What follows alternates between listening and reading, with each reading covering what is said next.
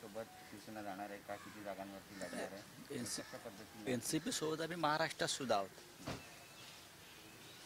काँग्रेस बरोबर सुद्धा आहोत, पण काँग्रेस बरोबर जागा वाटप नीट होऊ शकलं नाही. त्यांची काही मजबुरी असेल, आमची काही मजबुरी आहे, एनसीपीची मजबुरी आहे. राजकारणामध्ये असं होत असतं निवडणुकीच्या काळामध्ये. याचा अर्थ असा नाही की कोणी निवडणुका लढवायच्या नाहीत. तर आम्ही लढू आता निवडणुका. साधारण एक उमेदवारांची यादी तयार होते आणि साधारण परत आम्ही चाललो आहे 18-19 तारखेला, आणि तेव्हा आम्ही आमची यादी तिकडे घोषित करू आणि गोव्यातल्या सामान्य लोकांना प्रस्थापितांविरुद्ध आम्ही उभं करू. गोव्यातलं राजकारण हे प्रस्थापितांच्या हाती गेलेलं आहे. म्हणजे लँड माफिया, भ्रष्टाचारी, ड्रग्स माफिया यांच्या हातात गोव्याचं राजकारणाची सूत्र आहे आणि ते गोव्याचं भविष्य ठरवतात. हे जर मोडायचं असेल तर गोवेकरांनी आपल्यातल्या सामान्य लोकांना निवडणुकीत मतदान करावं आणि निवडून आणावं, जे महाराष्ट्रात बाळासाहेब ठाकरेंनी केलं होतं. सामान्यातल्या सामान्य माणसाला त्यांनी उमेदवारी देऊन आमदार, खासदार आणि मंत्री केलं. गोव्यामध्ये हे होणं गरजेचं आहे आणि त्यासाठी आम्ही प्रयत्न करू.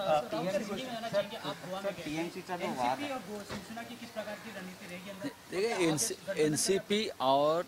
एनसीपी और शिवसेना का तो महाराष्ट्र में भी गठबंधन चल रहा है. कांग्रेस भी हमारे साथ है, लेकिन गोवा में उनकी कोई मजबूरी होगी सीट शेयरिंग की. हमारी बातचीत भी अच्छी चल रही थी, लेकिन नहीं हो सका. एनसीपी की भी बातचीत विफल हो गई उनसे. तो इसका मतलब ये नहीं कि हम चुनाव नहीं लड़ेंगे. गोवा की राजनीति आप अगर देखें तो गिने चुने 10-12 लोग ही गोवा की राजनीति करते हैं. वहाँ यही कभी इस पार्टी में होते हैं, कभी उस पार्टी में जाते, वही घूमते हैं यहाँ वहाँ. वो तय करते हैं गोवा का भविष्य. उसमें लैंड माफिया है बड़े मात्रा. चुने 10-12 लोग ही गोवा की राजनीति करते हैं. वहाँ यही कभी इस पार्टी में होते हैं, कभी उस पार्टी में जाते, वही घूमते हैं यहाँ वहाँ. वो तय करते हैं गोवा का भविष्य. उसमें लैंड माफिया है बड़े मात्रा. उसमें ड्रग्स माफिया है और कोई अछूत नहीं है किसी पार्टी में. आप देखिए बीजेपी में कुछ लोग जो हाल ही में गए हैं, उनके सीधा संबंध ड्रग्स माफिया लोगों से है, सबको मालूम है. भ्रष्टाचार से तो पुराना रिश्ता ये 10 लोगों का. तो हम चाहते हैं कि गोवा की जनता इस बार ऐसे लोगों को चुने जो सामान्य व्यक्ति है, सामान्य नागरिक है, जो चुनाव लड़ेंगे.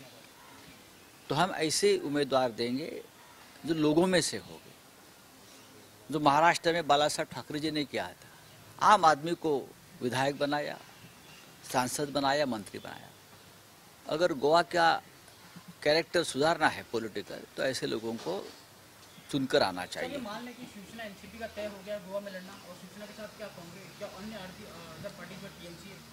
नहीं, टीएमसी की बात अलग चल रही है. टीएमसी मन से सत्ता पर आ गई है. टीएमसी आप उनको शपथ लेना ही बाकी है बस. नाही पण सर मराठीत विचारायचं, टीएमसीचं काय, कारण टीएमसी शिवसेनेसोबत जाणार नाही. तृणमूल काँग्रेस मनानं सत्तेवरती आलेली आहे, तिथे अशा पद्धतीनं त्याचा वावर आहे. असू द्या. आपचंही तसंच दिसतंय मला.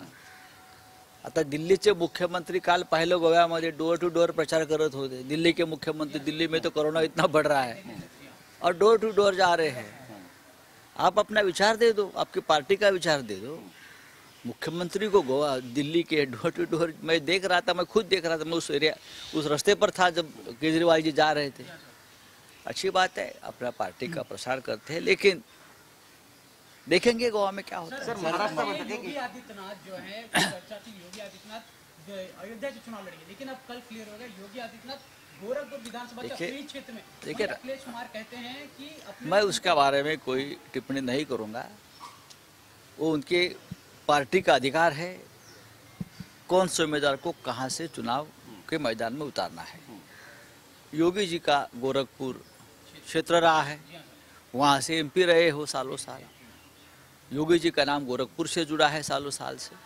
तो अगर गोरखपुर में चुनाव लड़ते हैं तो हमें कोई उसमें आपत्ति नहीं है। सर उत्तर प्रदेशात शिवसेना किती जागांवरती निवडणूक चल रहा है, चल रहा है। बच्चे में यूपी में एक पहली लीड जाएंगे हमारी।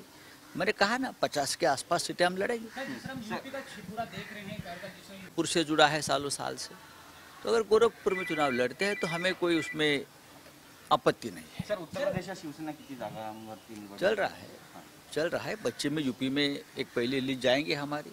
मैंने कहा ना 50 के आसपास सीटें हम लड़ेंगे। सर जिस तरह हम यूपी का छिपुरा देख रहे हैं घर का, जिस तरह यूपी में चुनाव का घोषणा हो चुका है, अब दर पर यहाँ के नेता वहाँ जा रहे हैं, कितना आप वो तो चलता रहेगा, वो चलता रहेगा।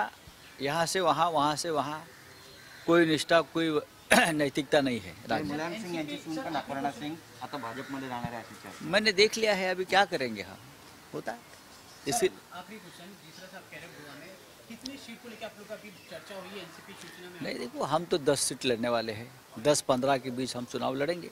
आपकी बातचीत होगी एनसीपी से? नहीं, अभी एनसीपी की भी कोई, अभी हम जाएंगे, उनके नेता भी गोवा में आ रहे हैं। सर महाराष्ट्राच्या राजकारणाबद्दलचा प्रश्न आहे। चंद्रकांत दादा पाटील म्हणतात की बऱ्याच समस्या आहेत महाराष्ट्रात आणि कार्यवाहू मुख्यमंत्र्याची गरज आहे। तेव्हा चंद्रकांत दादा पाटील म्हणजे काय महाराष्ट्राचे राजकारणाचे केंद्रबिंदू नाहीत। समस्या कुठल्या राज्यात नाही आहेत, समस्या देशामध्ये आहेत। खरी समस्या लडाख, चीन घुसलाय तिथे आहे खरी समस्या, आणि देश चिंतेत आहे। आणि त्याची चिंता खरं म्हणजे प्रधानमंत्र्यांना, गृहमंत्र्यांना, संरक्षण मंत्र्यांना लगायला पाहिजे। वहाँ चिंता है, अब राज्य की चिंता तो हम देख लेंगे, सरकार है वहाँ। सर आखिरी क्वेश्चन आपको अरविंद केजरीवाल को लेकर, जिस तरह से कह रहे हैं अरविंद केजरीवाल गोवा, एक दूसरे से दिल्ली में कोरोना केसेस बढ़ रहे हैं, वहीं अरविंद केजरीवाल दिल्ली में छोड़ के गोवा में प्रचार कर रहे हैं घर घर जाकर, तो इसको किस तरह देखें? मैंने करने दीजिए। नहीं, मैं बोल रहा हूँ आपको, आप पार्टी अगर इतनी मजबूत है तो मुख्यमंत्री को, दिल्ली के मुख्यमंत्री को जहाँ उनकी ज़्यादा ज़रूरत है दिल्ली में आए। मैं देखता हूँ, मैं भी दिल्ली में जाना आना मेरा चल रहा है, तो लोग बहुत ही चिंता में है वहाँ के लोग।